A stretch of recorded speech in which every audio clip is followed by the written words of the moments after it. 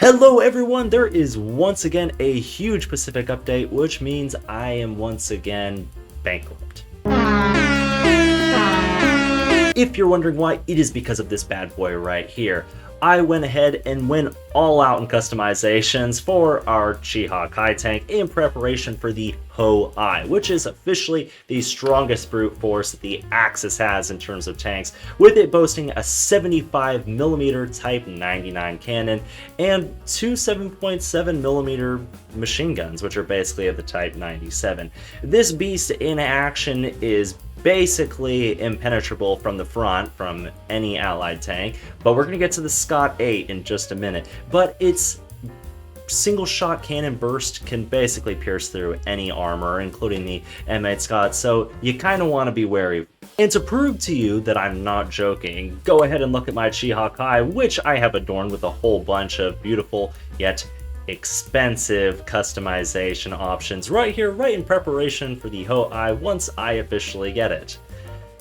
This was not cheap, but I do think that it is quite beautiful. We have some insignias, some emblems, and even some foliage, as well as sort of a few things such as a gun and a sandbag to be added on top of it, so that hopefully our Ho-I will look absolutely gorgeous when it is steaming onto the battlefield. But for all of you Pacific lovers that are here wondering, well, what is it that we really can add to our arsenal?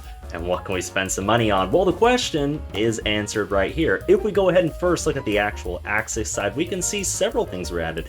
The B5N2 is a powerful fighter. You have the 250-kilogram bombs, which is basically going to be like the previous bomber that we already have in the earlier levels of the Axis campaign. However, this one is significantly faster with a way better maximum climbing speed and diving speed, so you're able to basically bomb all of your enemies and be able to escape, hopefully without being hit by a AA cannon on the way out. The other thing that we have is the Type 4 rifle, and fortunately just the other day we actually got a buff on this before basically most people have even unlocked it. We saw that its damage was increased to 12.5 from 12. It looks like it's already actually been patched once more, and it's now down to 12.4. But we saw an increased rate of fire, we saw an increased rate of damage. It seems like the vertical and horizontal reload have been recoil have been slightly changed, and the reload time has actually been reduced as well.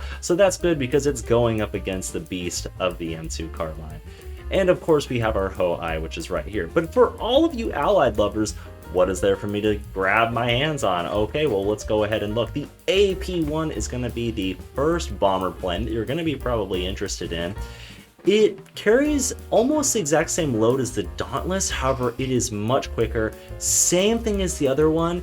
It is a dive bomber, which means it has super fast maximum speed climb and horizontal speed for you to be getting to and from that aircraft carrier with the reload supply as quick as you possibly can.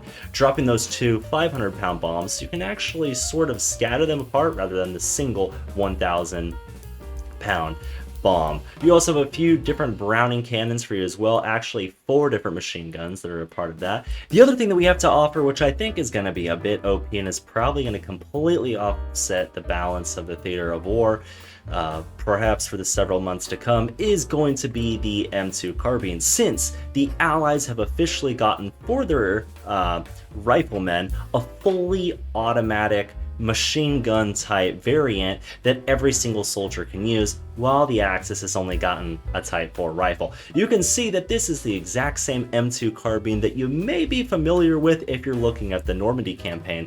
Nothing has been changed from it. You also get the Radio 2 operator, which is going to be put in as well, and we're finally ending off with the M8 Scott. And of course the M8 Scott is exactly as we saw within Normandy. You get the 75mm M2 Hauser, and you get the 12.7mm M2 HB machine gun. Now there is something that I should note about that. One thing that you may be wondering was, should I make the switch from perhaps the M3 Stuart over to the Scott? Well, that depends. If you want to actually be able to burst through the Ho-I, this is probably going to be your only shot. But do know that just like in Normandy, your gunner is going to be right up there on the top, which is going to be easily sniped off, unless you can manage to be around your team to find yourself some cover and try to move as quickly as you possibly can.